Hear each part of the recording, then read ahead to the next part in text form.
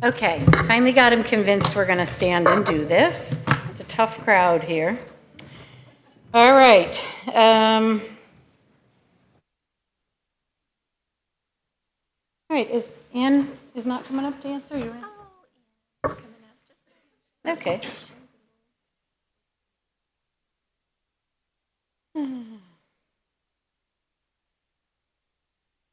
Okay, the first question it is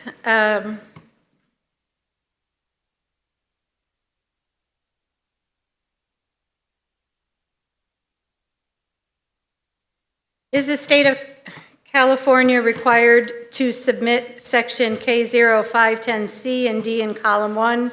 And the answer is to collaborate with your state RAI coordinator about state-specific questions.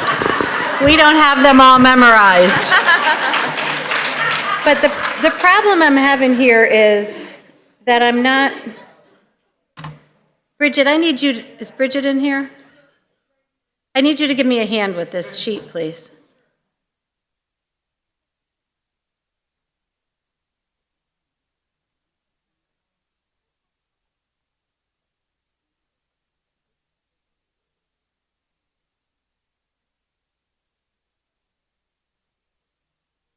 I didn't sort it.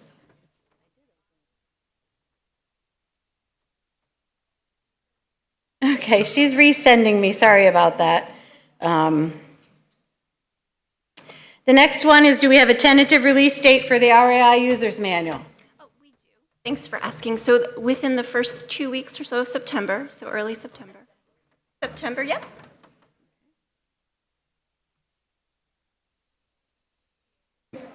The rationale slides are not included. Will these be available? They will be available. They'll be posted to the SNFQRP webpage with all the answers, just like they have in past years. So keep an eye on the SNFQRP spotlight, and you'll see that information. You'll see a posting when that becomes available. All right, and I think Bridget just sent me the updated sheet. There we go. Now we're in business. So the first is regarding drug regimen review. Many residents in SNFs are admitted late on Friday night. Can drug regimen review be completed Monday morning and still be considered timely? Well, thank you. You gave the appropriate response. I guess that one's, sorry. So the answer is no. The skilled nursing facilities would follow best practices by conducting the drug regimen review. Drug regimen review items N2001 and N2003 would be completed upon admission or as close to the admission, as I said earlier today. No, the next one is, when will the final rule be released? We expect the fiscal year 2019 SNF PPS final rule to be posted in the next few days. Oh, wow. Is that like a growl, or that was, oh, I can't tell what that was. Was, oh, I'm excited, or, oh. Anticipation. I'm afraid. All right, the next one for the medication drug regimen review. Can the pharmacist review the medications off-site via the EHR? And the answer to that question is yes. Facilities should refer to best clinical practices, facility, federal, and state policies and procedures to determine which skilled nursing facility staff may complete the drug regimen review.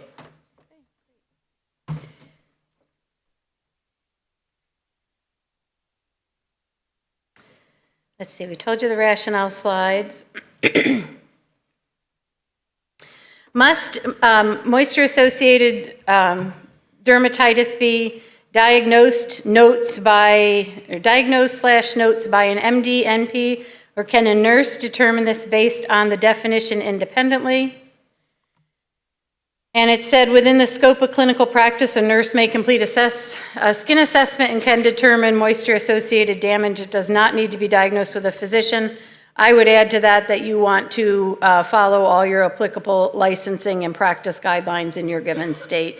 And I think that we want to have some state input with whether that's assessment or diagnosis. Are friction and shear no longer considered a reason for pressure ulcer injury? I believe that this question may be related to, I mentioned the removal of the phrase and or friction from the definition of pressure ulcer injury.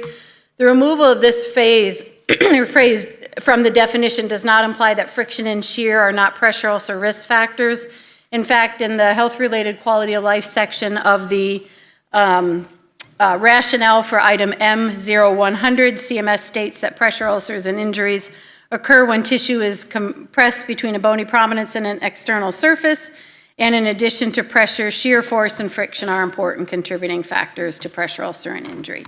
So it's just the definition that's aligned, and I think that, I stressed during section M's section that we gave you portions of guidance, and I can't stress enough that you cannot code this MDS based on portions of guidance. It's like when folks used to use for a given section, maybe a flow chart or a one little piece of something. It's an entire package for each of these items, and I can't stress that enough. Will the final version of the item set be called 16? Do you want me to answer that? Will the final version of the item set be called 1.16.1? Yes, we expect there will not be any changes to the item set between 1.16.0R and the final version, which will be 1.16.1. Where do I find the most current CMS wound log or recommended log? Follow your facility policy and best clinical practice. CMS does not provide forms or documentation tools for the medical record. Are we to code pressure ulcers anytime we get a cast or device, or only if we know there's a pressure ulcer under it? It's confusing how we know it if we can't remove it. And in the manual, it stresses that you only code known pressure ulcer injuries covered by a non-removable dressing or device, and that might be a surgical dressing or a cast. And again, these will be coded as unstageable. Known, and that's in quotes, refers to when documentation is available that says a pressure ulcer injury exists under the non-removable dressing or device.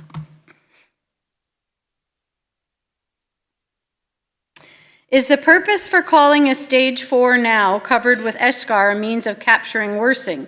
A stage 4 is always a stage 4. And a stage 4 covered with that's now obscured by eschar is really calling it that is what depicts a clinically appropriate assessment of the wound. It's a wound covered with eschar or slough. So coding, it should reflect the clinical status of the wound, and you would code it as such. If the pressure ulcer is separated by a healed superficial skin and becomes 2 ulcers, do we code 2 separate ulcers? Yes, if 1 becomes 2, you code it as 2. And vice versa, if 2 become 1, you code it as 1. Okay.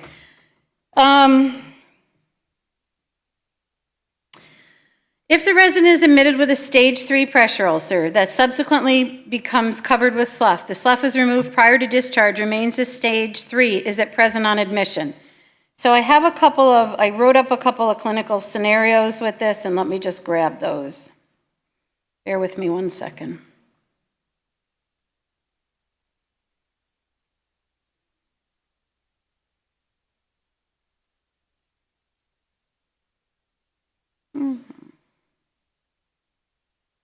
Okay, if a stageable pressure ulcer was present on admission, entry, or re-entry and becomes unstageable due to slough or eschar during the resident's stay, the pressure ulcer injury is coded at M0300F and should not be coded as present on admission. So if whatever stage they come in, now it becomes covered with slough or eschar, it becomes not present on admission.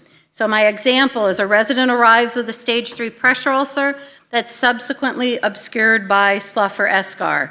This is now an unstageable pressure ulcer due to slough or eschar captured in M0300F1 as 1, and then M0300F2, number of unstageable pressure ulcers that were present on admission, entry, or re-entry on the subsequent assessment. So whatever that subsequent assessment is.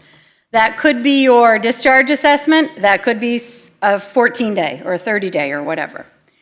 If the unstageable ulcer then becomes numerically staged, for example, after debridement, it will be coded on the subsequent assessment at that stage. If in this example the ulcer is again staged at a 3, then that will be a stage 3 present on admission. In the event the ulcer is now a stage 4, it is not considered present on admission on that subsequent assessment. So let's say in our example that this last assessment, the third one I mentioned, is the discharge. So in this case, what are you comparing? Your quality measure is looking at that stage 3 on the admission, comparing it to the stage 3 that is now considered present on admission on the discharge, and that resident is not going to be included in the numerator of the quality measure. But in our example, if the resident, could be a gal, the resident now goes from stage 3, unstageable, stage 4, now your resident is included, because remember now 4 is not present on admission, right? Now that resident is in the QM. Everybody good? Great. You bet. My pleasure. The DRR. The question is change, oh, no, it's not.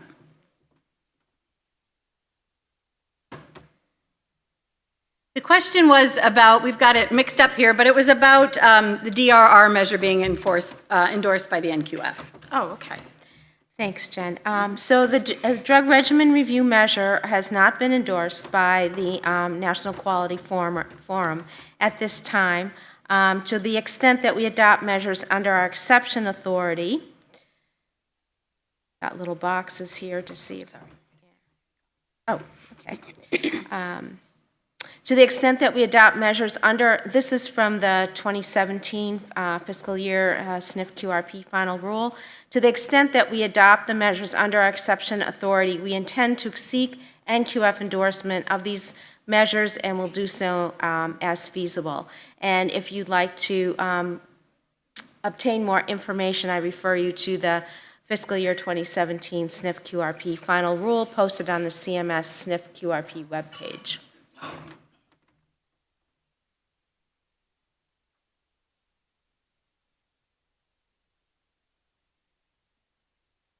I just answered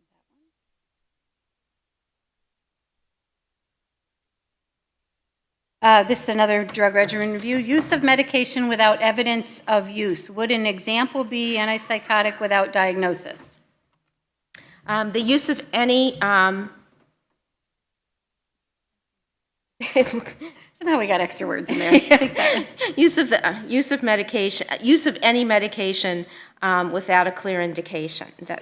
I'm sorry, that is an incomplete response, and I apologize. That we will make sure that there's a complete response when it gets posted.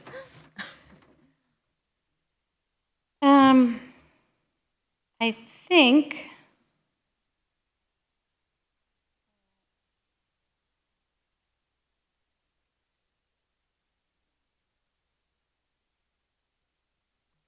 try going back to this previous.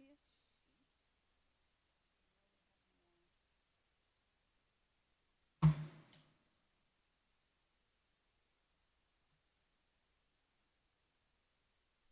can tell I'm a nurse, not a computer wizard, huh?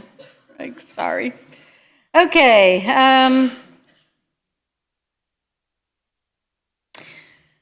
Who should be documented that a DRR was completed and the outcomes?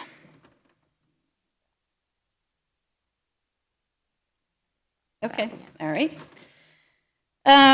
Is the NPE considered an assessment for falls or wound look back? And they give reference to an MLN Matters article that considers an NPE a discharge assessment. Keep in mind, particularly, remember now that the one pressure ulcer item that we're talking about is going away, right? So we don't have to worry about it for pressure ulcers, but when we're looking at falls, think about what it says in that question for the falls items. It's asking you to look back to what type of assessments? Scheduled PPS or OBRA assessment. So if an assessment type is not included in A0310A or A0310B, so if you're doing like just a standalone OMRA or you're doing just the PPS discharge, you're going to look back to the assessment prior to that for your falls, okay? So you're not going to have Essentially, there's never going to be that gap in time, right? You're always looking, scheduled PPS to OBRA, looking for the falls at that given time, starting over again. Okay? Everybody good?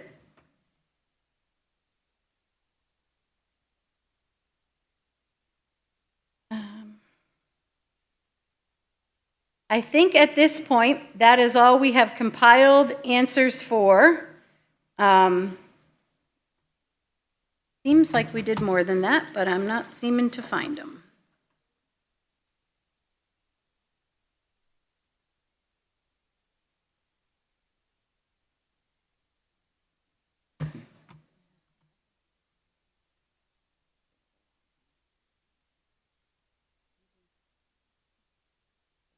Section out.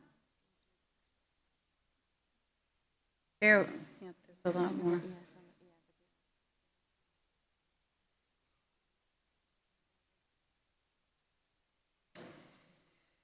Okay. Is Bridget still here?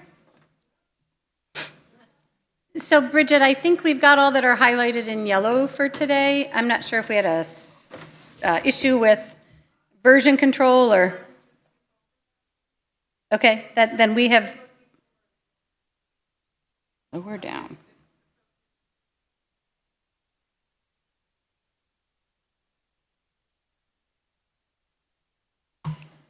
Okay, I think we've been through everything then that we have,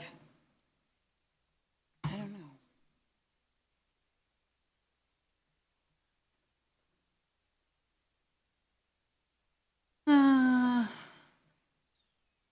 Bear with me, guys. Oh, enable editing. That's my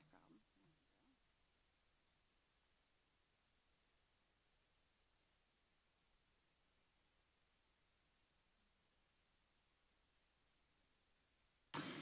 Do you want to speak to this issue of?